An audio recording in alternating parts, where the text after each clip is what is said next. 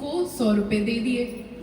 जब 100 रुपए दिए, उन्होंने बड़े संभाल के रखे, उस भक्त ने बड़े संभाल के रखे कि सेठ ने दिए हैं, मुझे जाकर के भगवान को अर्पित करने हैं, हाँ, भगवान के चरणों में चढ़ाने हैं। पर जब ही अपनी यात्रा करते हुए थोड़ी आगे गए तो वहां देखा कि एक ब्राह्मणों का ग्रुप था, ब्राह्मणों का ग्रुप था और उन्हें भूख लग रही थी, उन्हें भूख लग रही थी। अब इसने सोचा, अरे मैं इनकी सेवा कर देता हूँ, कि मैं इनकी सेवा कर देता हूँ। उसने अपनी जेब में हाथ डाला तो कुछ भी नहीं था, दूसरी जेब में हाथ डाला तो वो 100 रुपए का नोट निकल आया, वही 100 रुपए का नोट जो सेठ ने दिया था। इसने कहा कि अभी ना मैं ये भक्तों की सेवा में लगा देता हूँ, मैं आगे का कुछ व्यवस्था कर लूंगा। उसने वो 100 रुपए लेकर के भक्तों की सेवा में लगा दिए।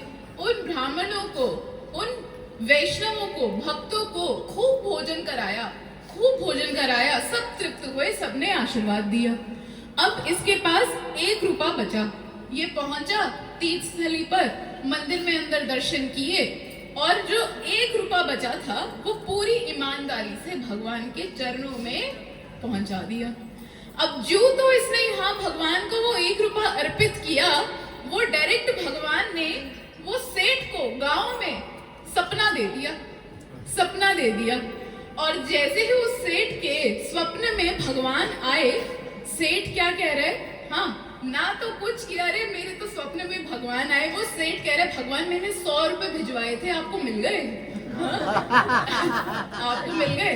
भगवान कह रहे हैं कि हे पुत्र, मुझे 99 मिल गए, वो 1 अभी तक इधर उधर है, उसका मुझे पता नहीं है। तो वो 1 में तेरे से पूछने आया कि वो 1 कहाँ रह गया, वो 99 है। तो कहने का अर्थ ये था कि जब हम भक्तों की सेवा कर देते हैं, जब भक्तों की सेवा करते हैं तो वो निसंदेह, हाँ, कि उसमें कोई डाउट नहीं है, वो निसंदेह भगवान तक जाता ही जाता है, उनके उदर तक जाता ही जाता है। कोई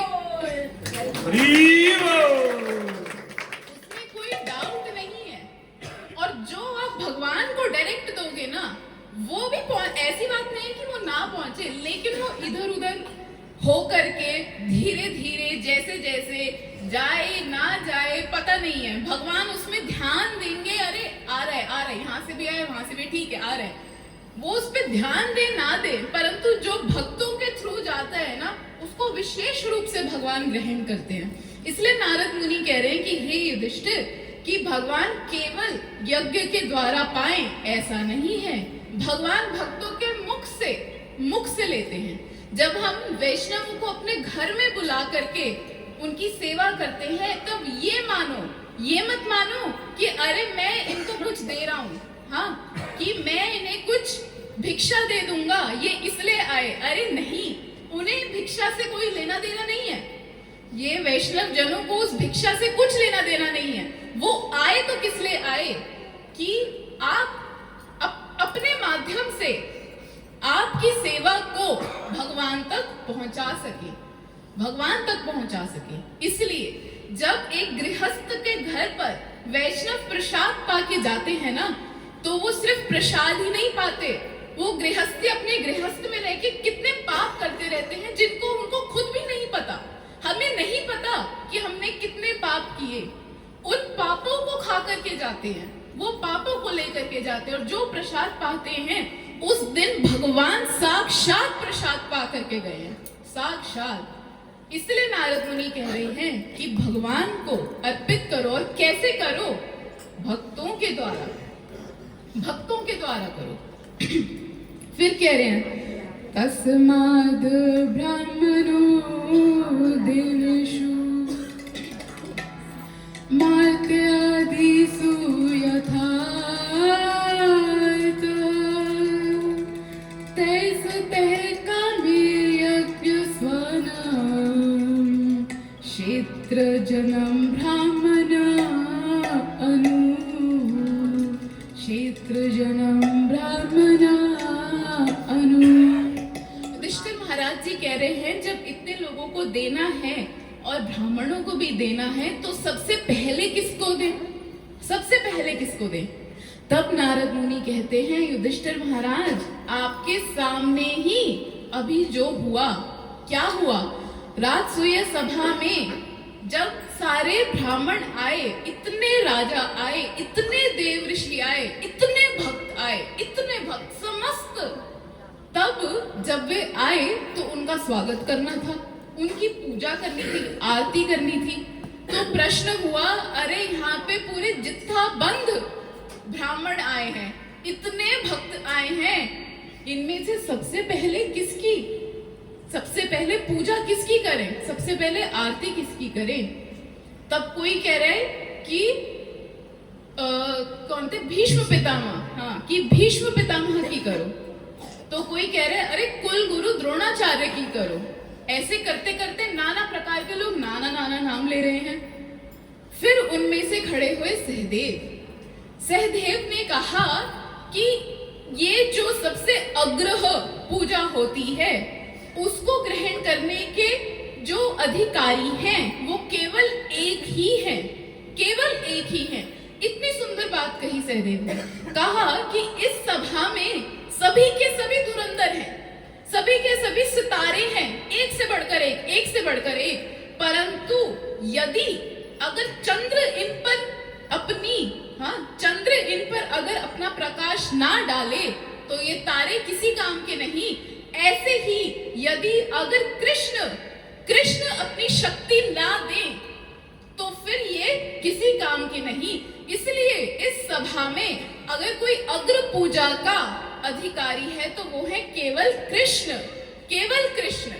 और फिर युधिष्ठिर महाराज ने सबसे पहले कृष्ण की पूजा की, और ये सभी ने, जितने ऋषि मुनि वहां इकट्ठे थे, जितने ब्राह्मण, जितने पंडित, जितने राजा, सब ने एकजुट होकर के ये मत लिया कि हाँ, सबसे पहले कृष्ण की पूजा, सबसे पहले। तो नारद मुनि यहाँ युधिष्ठिर को यही कह रहे हैं कि सबसे पहले भगवान, सबसे पहले भगवान को दो, सबसे पहले भगवान को दो, और फिर उसके बाद आगे बांटो।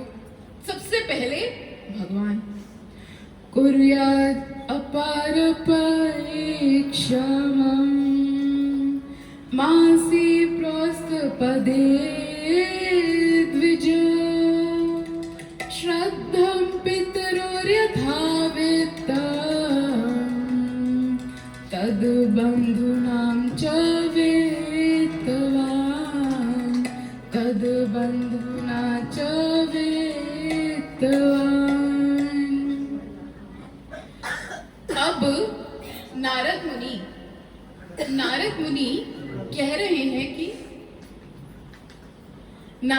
कह रहे हैं कि अपने पितरों को भी दो। हाँ, बच्चों को यहाँ से हटा दीजिए। दो बच्चे बैठे हैं कुर्सी पे, जो बुजुर्ग लोग हैं उनको पहले स्थान दीजिए, बच्चों को नीचे बैठा दीजिए। हरे कृष्णा कृष्णा कृष्णा हरे हरे, हरे राम राम राम। जो बड़े लोग हैं पहले उनको कुर्सी दीजिए, और जो नीचे बैठने में सक्षम हैं, जो नीचे बैठ सकते हैं, उनको नीचे ही बैठना चाहिए। हरे कृष्णा कृष्णा कृष्णा हरे हरे, हरे राम राम राम। हरे कृष्णा कृष्णा कृष्णा हरे हरे, हरे राम राम राम। हरे कृष्णा कृष्णा कृष्णा हरे हरे, हरे राम राम राम। अभी सभी सेटल हो गए? हरे कृष्णा कृष्णा कृष्णा हरे हरे, हरे राम राम राम हरे हरे।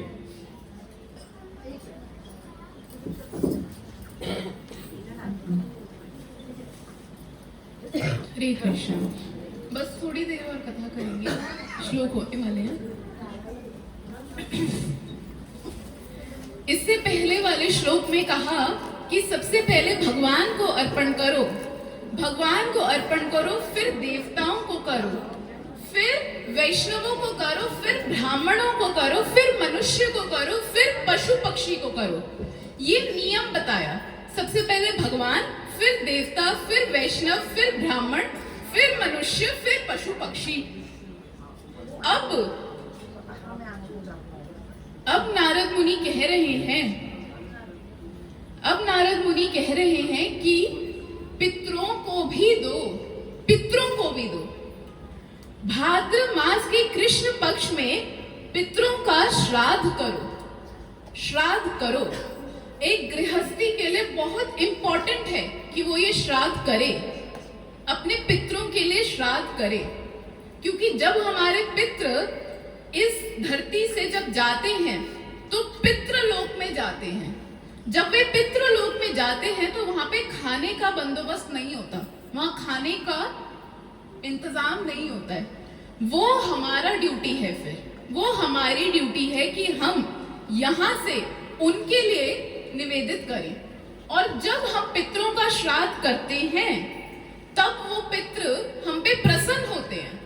जब प्रसन्न होते हैं तो आशीर्वाद करते हैं। जब आशीर्वाद करते हैं तो गृहस्थी अपने आप ही फलती फूलती है, अपने आप ही।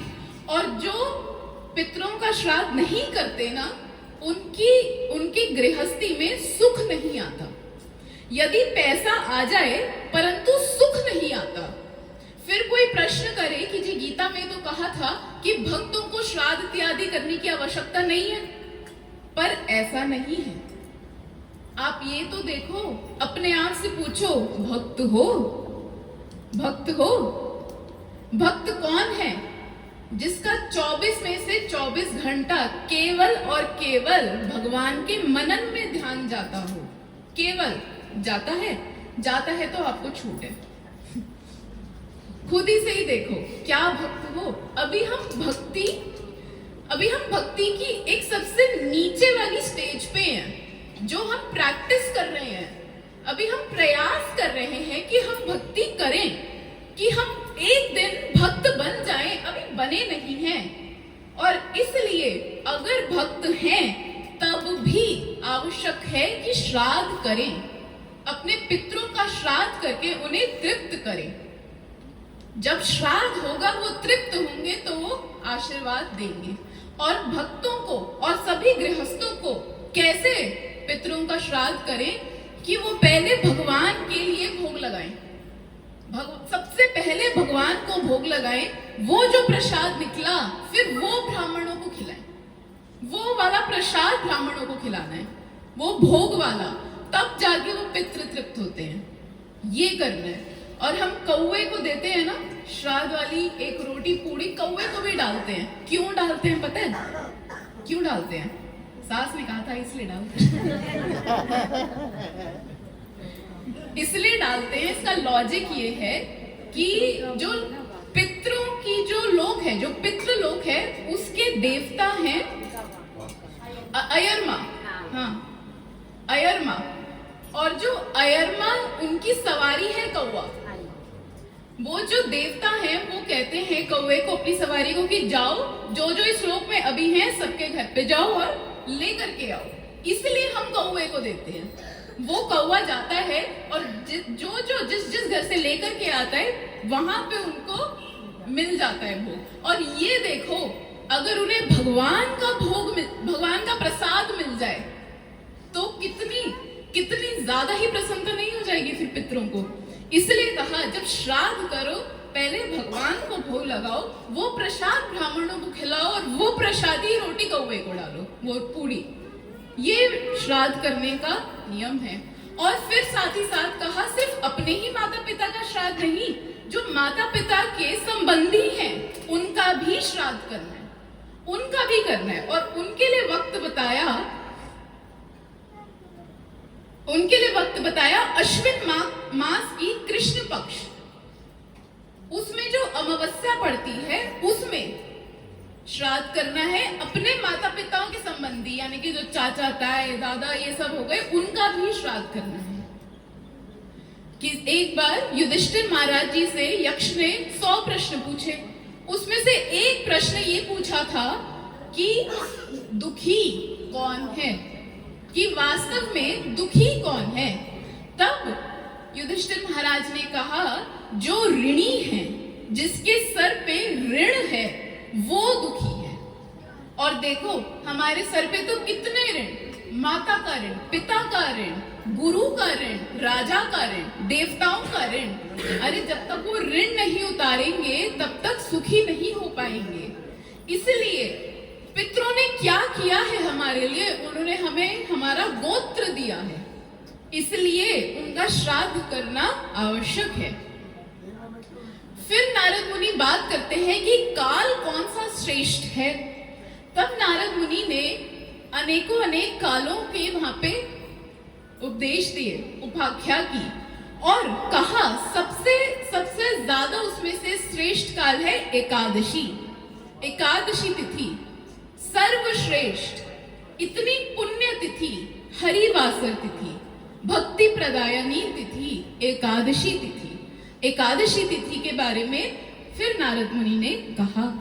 फिर उनसे पूछा कि अरे ये जो इतने सुंदर श्रेष्ठ काल हैं, समय है, इनमें करना क्या चाहिए। तब नारद मुनि कहते हैं ईशु स्नानाम जपो होमो व्रतम देव द्विजर्चनम पितृदेव नृभूतेभ्यः यद दत्तम तदीयनस्वरम।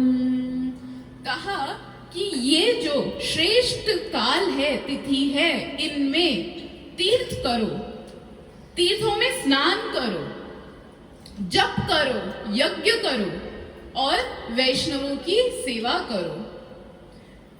फिर नारद मुनि ने पवित्र स्थानों के बारे में वर्णना की कि एक गृहस्थी को चाहिए कि वो पवित्र स्थानों पे जाए, वो भ्रमण करे और उन पवित्र स्थानों के दर्शन करे। ये जरूरी है गृहस्थी के लिए। और कौन कौन से बताए और क्या कहा कि जब एक गृहस्थी इन पवित्र स्थानों पर जाते हैं और वहां पे जाकर के कोई क्रिया करते हैं तो वो 1000 गुना फल देता है। अगर आप किसी तीर्थ स्थल पे गए, वहां जाके दान किया तो उसका 1000 गुना फल, वहां जाके हरि नाम जप किया उसका 1000 गुना फल। स्नान तो हर रोज करते हो, पर जब तीर्थों में जाकर इसके स्नान करते हैं तो उसका 1000 गुना फल मिलता है। फिर बताए कि कौन कौन से ऐसे तीर्थ हैं, कौन कौन से ऐसे पवित्र स्थल हैं। सबसे पहले कहा जहां जहां भगवान के भक्त हैं वो सबसे पवित्र स्थली है। जहां भगवान के भक्त हैं उससे पवित्र और कुछ नहीं। ये भगवान के भक्त ये इतने इंपॉर्टेंट हैं। भगवान स्वयं कहते हैं, उनसे पूछा कि आप कहाँ रहते हो। हाँ, भगवान से पूछा कि आप कहाँ रहते हो तो भगवान कहते हैं मैं वैकुंठ में नहीं रहता, ना अहम वैकुंठे तिष्ठति ना हम वसामी वैकुंठे, कि मैं वैकुंठ में नहीं रहता। तो क्या योगियों के हृदय में रहते हो? नहीं, मैं योगियों के भी हृदय में नहीं रहता। तो कहाँ रहते हो?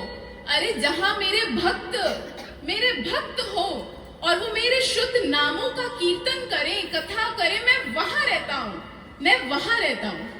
ये भक्त ऐसे हैं जो अपने हृदय में भगवान को प्रकट रूप से लेकर के रखते हैं। इसलिए नारद मुनि ने सबसे पहले कहा कि जहां भगवान के भक्त हैं वो सबसे ज्यादा श्रेष्ठ स्थली है, वो सबसे ज्यादा श्रेष्ठ स्थली।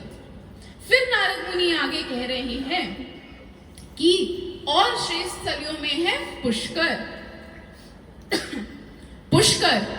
और गंगा के तट पे जितने गांव लगते हैं, जो गंगा के तट पे लगते हैं, वो है पवित्र स्थलियां। पुष्कर पवित्र है। पुष्कर माने कि कर से पुष्प गिर गया था। ब्रह्मा जी को सभी ऋषि मुनि गए, ब्रह्मा जी से कहा कि आप इस धरा पे पवित्र स्थान बताइए। तब ब्रह्मा जी के हाथ से फूल गिरा और वो 4 जगहों पर जाके गिरा, जिसमें से एक है पुष्कर। फिर और बताया कुरुक्षेत्र, धन क्षेत्र कुरुक्षेत्र, जहां पे कुरु नामक राजा ने इतने यज्ञ किए, वो पूरी धरती ही पवित्र कर दी। और फिर कृष्ण ने वहां पे गीता का उपदेश दिया। कुरुक्षेत्र है धर्म क्षेत्र। फिर गया, गया ये पवित्र स्थान है जहां पर कि कहते हैं ना कि जिसका अगर तर्पण करना हो ना रहा हो, गया में अगर उनका पिंड दान करते हैं तो वो पूरा हो जाता है। महाप्रभु ने भी गया में जाकर के श्राद्ध किया था। गया, प्रयाग, प्रयाग स्थान पवित्र है जहां पे स्वयं रामचंद्र जी ने स्नान किया। पुलह आश्रम, पुलह आश्रम पवित्र है जहां पे भरत महाराज ने, जो हमने कथा सुनी थी, भरत महाराज ने जहां पर रह करके भजन किया, पुलह आश्रम। नैमिषारण्य, नैमिषारण्य जहां पे कलयुग छू नहीं सकता, कलयुग का प्रवेश नहीं है, जहां पे 88,000 ऋषि गणों ने सुत गोस्वामी जी के मुंह से भागवत कथा का श्रवण किया था, वो नैमिषारण्य पवित्र स्थली। फाल्गुन क्षेत्र यानी कि कन्याकुमारी, जहां पे राम जी ने वो सेतु बांधा था, वो पवित्र स्थली। प्रभास क्षेत्र, जहां पे श्री कृष्ण ने अपनी लीला को संपूर्ण किया था और फिर इस जगत से चले गए थे, प्रभास क्षेत्र ये पवित्र है। और द्वारका पवित्र है, वाराणसी, काशी ये पवित्र है। एक बार एक छोटा सा उदाहरण देती हूँ। एक भक्त यहीं से ही, हाँ फरीदाबाद से ही ग्रुप के साथ वृंदावन गए। नहीं, पहले वृंदावन गए थे। उनके ना 2 पुत्र थे। वो भाई ने कहा कि देखो हम तो जा नहीं पा रहे हैं और ये जो हमारे पिता है ना, ये भक्ति ना करते नहीं है, आप इनको अपने साथ वृंदावन लेकर के जाओ। वो गए, उनको अपने साथ वृंदावन लेकर के, सारे भक्त वृंदावन जाके दर्शन कर रहे हैं, कीर्तन कर रहे हैं और ये साइड में बैठ के अपनी चाय की चुस्की मार रहे हैं। इन्हें मतलब नहीं है। हाँ, सारे के सारे वहाँ परिक्रमा लगा रहे हैं, ये बैठे हैं अपने इधर उधर की ग्राम में चर्चा कर रहे हैं। वृंदावन की परिक्रमा से वापस आए, ये दोनों पुत्रों ने पूछा, जी हमारे पिताजी को कुछ बनी बात, कुछ भक्ति में मन गया? तो कहा कि अरे भक्ति में मन गया, हम इनके साथ और थोड़ा सा बैठ जाते ना, हम ही चाय पीना शुरू कर देते। फिर थोड़े दिनों बाद फिर एक और यात्रा जाने लगी। फिर ये दोनों आ गए भाई फिर से कि अब के कहाँ जा रही है? काशी जा रही है। हाँ, इनको भी ले जाओ, हमारे पिताजी को भी ले जाओ, आप लेके जाओ। गए वो भी साथ में। इस बार जब लेकर के गए तो वो घाट है ना जहाँ पे एक के बाद एक मणिकर्णिका, जहाँ पे भगवान जी की मणि गिरी थी। हाँ, तो वो जो घाट है पार्वती जी की, हाँ, पार्वती जी की, तो वो जो घाट है वहां पे एक के बाद एक वहां लगातार लाइन से लाशें आती हैं, लाइन से इतनी आती है। वहां अगर वास्तव में कोई जा करके देख लेना, बाकी का तो पता नहीं, पर 5 मिनट के लिए से विरक्ति जरूर आ जाएगी कि भाई वो क्या रहे। इतनी लाशें जाती हैं वहां से, इतनी भारी संख्या में। अब सारे के सारे नाव पे बैठे हैं, भगवान का भजन कर रहे हैं, ध्यान में है, देख रहे हैं कि क्या दृश्य है, कि अंतिम गति क्या होने वाली है। और ये जो महाराज, ये पिताजी जो है ना, जो साथ गए थे, नाव में बैठे हैं, ले जाओ तुम, नाव में बैठे हैं। हाँ, नाव में बैठ के आंखें फाड़ के टुकुर देखे जा रहे हैं।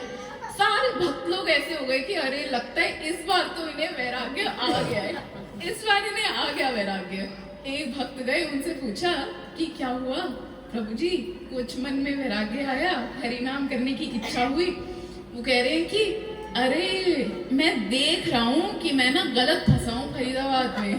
हाँ, यहाँ पर आकर के लकड़े का बिजनेस करना था। कौन जाता कि कहाँ पहुंच जाता। कहने का अर्थ ये कि हमारी अवस्था तो देखो कैसी है, हमारी अवस्था कैसी है। साधु संग करने के बाद भी दिमाग कैसा चलता है वो बिजनेस में। देख रहे हैं सामने की लाशें लाइन से जा रही है, पर अरे ये मर रहे हैं, हमने थोड़े ना मरना है, ये मर रहे हैं, हम उसमें भी धन कमा लेंगे। ये तो कहने का अर्थ ये था। तो फिर नारद जी कहते हैं, बद्रीनाथ पवित्र स्थान जहाँ पे नर नारायण आज भी बैठ करके तपस्या कर रहे हैं। इस प्रकार एक गृहस्थी को इन स्थानों पर जाना चाहिए, इन स्थानों पर जाकर के दर्शन करने चाहिए, नदियों में स्नान, इन पवित्र नदियों में स्नान करना चाहिए और वहां जाकर के सब करने चाहिए। फिर नारद मुनि कहते हैं, पात्रमत्वत्र निरुक्तम वै कवि भी पात्र वितमहे हरिएव क्या उर्विषा यन्मायां वै चरणाचरम् यन्मायां वै चराचरम्। नारद मुनि कह रहे हैं, अब पात्र की बात कर रहे हैं कि सबसे श्रेष्ठ पात्र कौन है, सबसे श्रेष्ठ पात्र कौन है। तो उस विषय में कहा कि कृष्ण पूरे जगत में कृष्ण ही एक सर्वश्रेष्ठ पात्र हैं। अपना कुछ भी दो, अपना सब कुछ दो, इन भगवान को ही दो, क्योंकि वो ही सर्वश्रेष्ठ पात्र हैं और कोई नहीं है, कोई नहीं है। एक छोटा सा उदाहरण, अगर आप अपने जीवन में किसी व्यक्ति के लिए, किसी के लिए भी अपना सब कुछ लुटा दोगे ना, बदले में भी यही सुनने को मिलेगा कि अरे ये नहीं दिया इसने मुझे, ये रह गया, अरे इसने ना।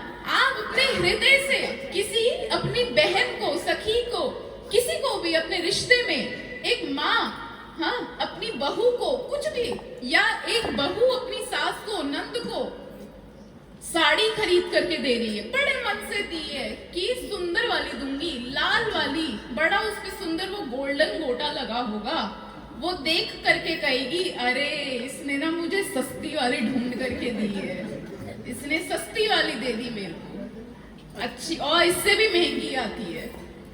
कहने का तात्पर्य कि इस संसार में अरे किसी को अपना दिल चीर करके दिखा दो,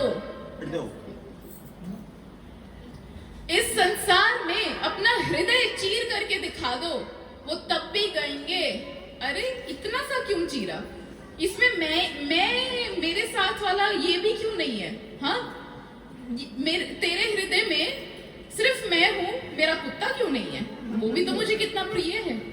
कुछ ना कुछ कहने करके कुछ ना कुछ कमी निकाल देंगे, कुछ ना कुछ कमी निकाल देंगे, कितना ही हृदय से कर लो। इसलिए कहा कि पात्र कौन है, पात्र क्या होता है, एक डिश, एक प्लेट, एक कटोरा, उसको हम पात्र कहते हैं जिसमें आप कुछ डालते हो। तो नारद मुनि कह रहे हैं कि कृष्ण के अलावा इस जगत में और कोई सत्पात्र है ही नहीं, है ही नहीं। अरे आप अपना सब कुछ उनको दे दो, कृष्ण को दो, कृष्ण को। ये नारद मुनि शिक्षा दे रहे हैं। और क्यों दो कृष्ण को, क्यों? तब कह रहे हैं कि कृष्ण को देने से सबको देना हो जाता है।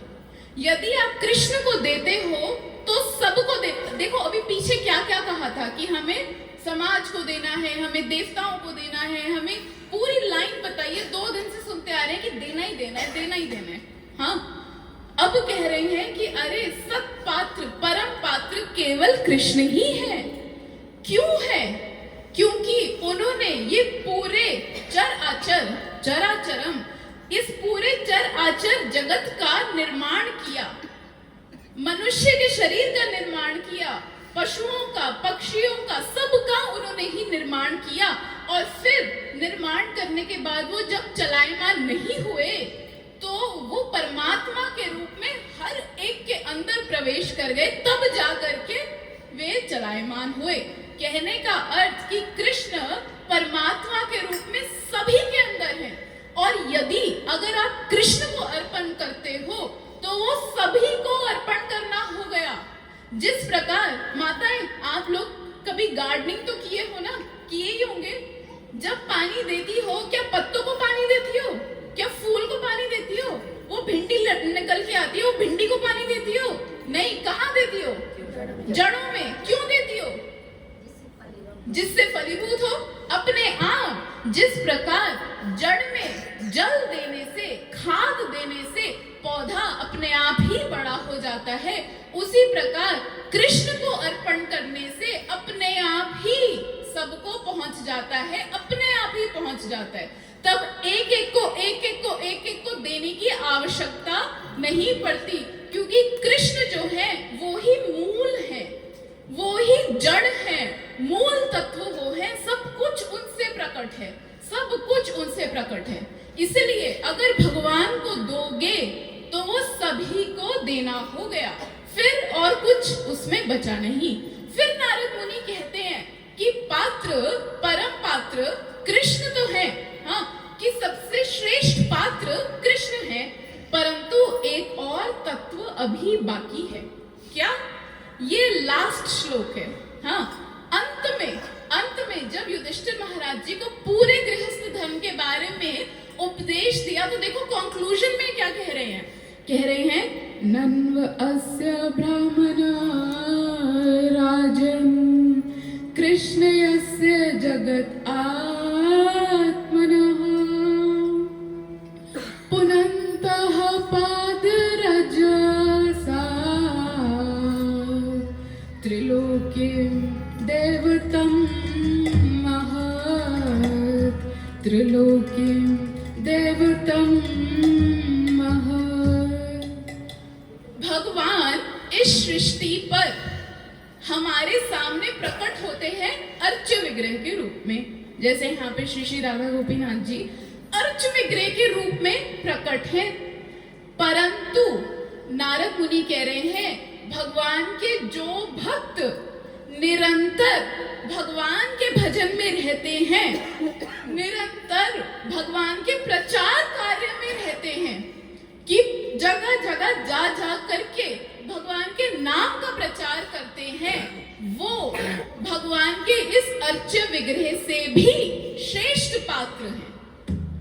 भगवान के अर्च विग्रह से भी अर्थ, ये जो वैष्णव गण है ना, ये जो वैष्णव है, ये भगवान से भी ऊंचे, ये जो भक्त है ये भगवान से भी बड़ा है। अगर भक्ति चाहते हो, अगर अपने जीवन में वास्तव में भक्ति चाहते हो और भगवान को यदि पाना चाहते हो ना, तो भगवान नहीं दे सकते, वो भगवान नहीं दे सकते। भगवान आपको रूप दे सकते हैं, ऐश्वर्य दे सकते हैं, धन दे सकते हैं, वो इनके पास भर भर के है, वैराग्य दे सकते हैं, भर भर के है, परंतु भक्ति इनके पास नहीं है। क्योंकि ये जो भक्ति है ना, ये भक्तों के हृदय में है, ये भक्तों की संपत्ति है, भक्ति केवल भक्तों की है। और यदि अगर आप भक्ति अपने जीवन में चाहते हो तो भक्तों के निकट जाना पड़ेगा, भक्तों की सेवा करनी पड़ेगी, क्योंकि वो भगवान नहीं दे सकते। इसलिए नारद मुनि ने कहा कि भगवान से भी उच्चतम पात्र कौन है? वो है भगवान के भक्त। यदि कुछ दो तो वो भगवान के भक्तों को दो, यदि किसी की सेवा करो तो वो भगवान के भक्तों की सेवा करो। एक गृहस्थ को जरूरी है कि वो भगवान के भक्तों की, वैष्णवों की सेवा करे, ये बहुत जरूरी है। हमने इतनी बातें सुनी इन 7 दिवस में, इतनी बातें सुनी, उसका जो मूल एक निचोड़ जो निकल के आता है वो ये है कि सेवा करो। और सेवा किसकी करो बताओ? भगवान के भक्तों की, वैष्णवों की, जिनका शुद्ध वैष्णवों की, शुद्ध भक्तों की, जिनका हृदय, जिनका सारा समय भगवान की सेवा में है, उनकी सेवा करो, हरि नाम करो, एकादशी का व्रत करो, भगवान की सेवा करो। अभी हमारे फरीदाबाद में सेक्टर 21C में श्री श्री राधा माधव गौड़ीय मठ भी है।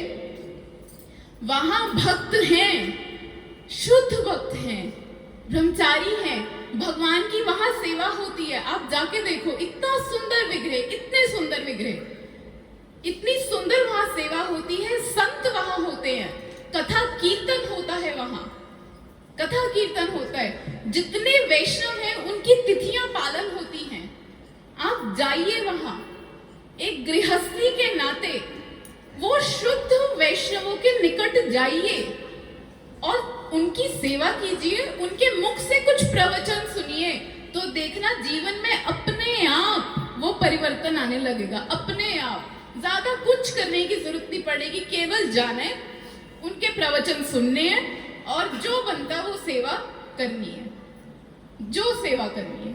अपने आप जीवन में परिवर्तन आएगा, अपने आप।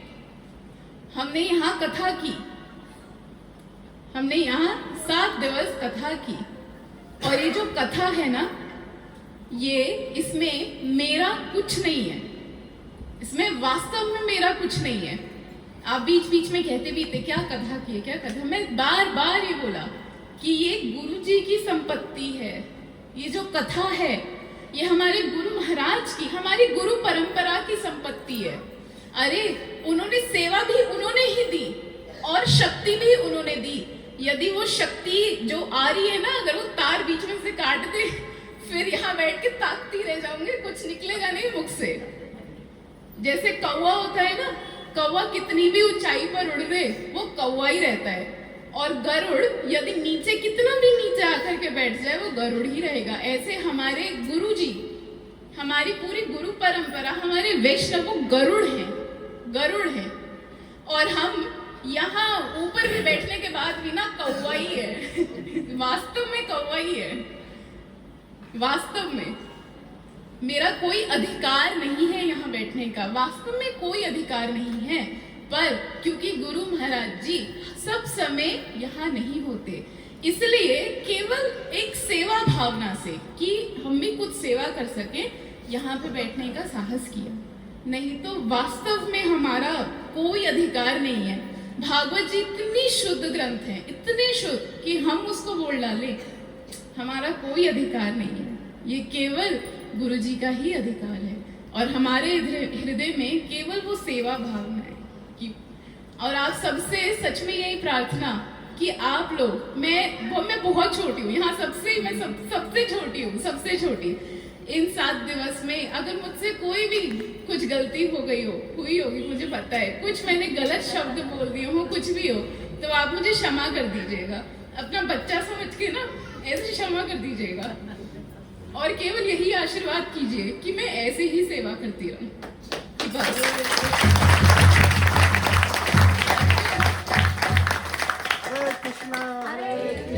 कृष्णा कृष्णा हरे हरे, हरे राम राम राम। हरे कृष्णा कृष्णा कृष्णा हरे हरे, हरे राम राम राम। ये सारी शक्ति हमारे गुरु जी की ही है,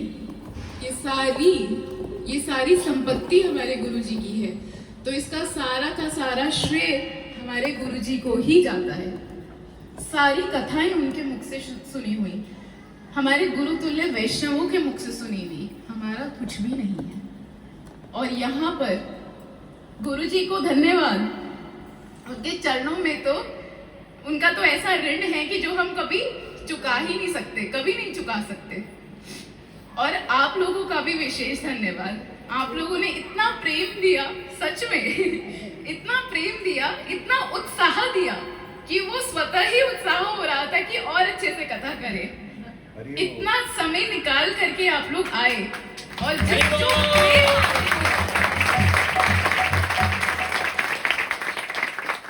सभी का धन्यवाद, और विशेष धन्यवाद मंगला परिवार जी का। एक बार सभी बोले हरे कृष्णा कृष्णा कृष्णा कृष्णा हरे हरे, हरे राम राम राम हरे हरे, हरे कृष्णा कृष्णा कृष्णा कृष्णा हरे हरे, हरे राम राम राम हरे हरे, हरे कृष्णा कृष्णा कृष्णा हरे हरे, हरे राम राम राम। श्रीपाद भक्ति वेदांत सिद्धांति गोस्वामी गुरु महाराज की जय। श्रीपाद माधव प्रिय प्रभु जी की जय। समस्त गौड़ीय वैष्णव आचार्य भक्त वृंद की जय। गौर प्रेमानंदे। आज क्या वार है? किस किस को नहीं पता कि आज क्या वार है? सबको पता है? जिसको नहीं पता वो हाथ खड़ा करो। आज क्या है? सबको पता है, मुझे ही नहीं पता क्या है। मैं सबसे पूछ रहा हूँ। आज रविवार, अगले रविवार से भागवत सप्ताह सेक्टर 2 में हमारे हितेश गर्ग जी के यहाँ पे होगी। अगले रविवार से सबको याद रहेगा। 2 तारीख से 2 तारीख रविवार से सेक्टर 2 बल्लभगढ़ ही पड़ता है ना, कुछ और है। सेक्टर 2 वहाँ पे विशेष एक भागवत सप्ताह का सब्जेक्ट होगा। आप सभी बड़े धैर्य से भागवत कथा सुना और आप सबसे विनती है कि जिसको भागवत कथा में रस आया हो वो सब वहाँ पे जरूर आए और कथा कीर्तन सुने और अपने जीवन को धन्य करें। इसके बाद पहले दिन जब यहाँ पे हम आए थे तो हमें कुल्फी खाने को मिली थी ना, है ना? किस किस ने खाई थी? सभी ने खाई थी जो आए थे, है ना? किसी ने 2 भी खाई है क्या? वो कुल्फी की जो सेवा की थी वो हमारी माता जी जो बैठी है ना पीछे, चन्नू की मम्मी बोलते हैं ना, तो क्या बोलते हैं? इन्होंने वो आइसक्रीम कुल्फी की सेवा की थी। एक बार सभी इनके लिए हरे कृष्णा महामंत्र से स्वागत करेंगे। हरे कृष्णा कृष्णा कृष्णा हरे हरे, हरे राम राम राम। कल वो राजभोग किस किस ने खाया था? अरे सबने मारा है। राजभोग की सेवा कल हमारे ब्रजराज प्रभु जी की तरफ से थी। हरे कृष्णा कृष्णा कृष्णा हरे हरे, हरे राम राम राम। उससे एक दिन पहले परसों, है ना, वो था परसों स्पॉन्जी, मैंने 5 खाए थे। इतने टेस्टी मैं कभी खाता नहीं हूँ स्वीट। वैसे भी एक साल के लिए मीठा छोड़ देता हूँ, लेकिन इस बार अभी शुरू किया है तो 1 साल की कसर पूरी कर रहा हूँ। और वो भी इतने प्रेम से लाए हमारे ब्रजराज प्रभु। इन्होंने 2 दिन लगातार सेवा किया। हरे कृष्णा कृष्णा कृष्णा हरे हरे, हरे राम राम राम। एक दिन हमको तंदूरी पराठे खाने को मिले थे ना, छोले के साथ, है ना? वो तंदूर की सेवा हमारे प्रभु प्रेम पुरुषोत्तम प्रभु उन्होंने की। उनके लिए सभी एक बार महामंत्र से स्वागत करेंगे। हरे कृष्णा कृष्णा कृष्णा हरे हरे, हरे राम राम राम। अगले दिन भी उन्होंने तंदूरी रोटी खिलाई सबको गरम गरम। हरे कृष्णा कृष्णा कृष्णा हरे हरे, हरे राम राम। और एक दिन कोई रसमलाई लेके आया था हल्दीराम से। मैंने बहुत सारे डिब्बे खोले थे। ये माता जी इतनी सुंदर सेवा की इन्होंने, इतनी सारी रसमलाई ले आई। मुझे लगता है हल्दीराम से सारी रसमलाई तुलवाल के लिए, और सभी ने दबा के मारा, रस भी और मलाई भी। एक बार इनके लिए विशेष रूप से धन्यवाद और सभी महामंत्र से स्वागत करेंगे। हरे कृष्णा कृष्णा कृष्णा हरे हरे, हरे राम। अभी हम एक बार राधिका दासी के लिए, जिसने हमको पिछले 7 दिन से लगातार बहुत सुंदर तरीके से हमको भागवत कथा का श्रवण कराया, उनके लिए हम 3 बार महामंत्र का स्वागत करेंगे। हरे कृष्णा कृष्णा कृष्णा हरे हरे।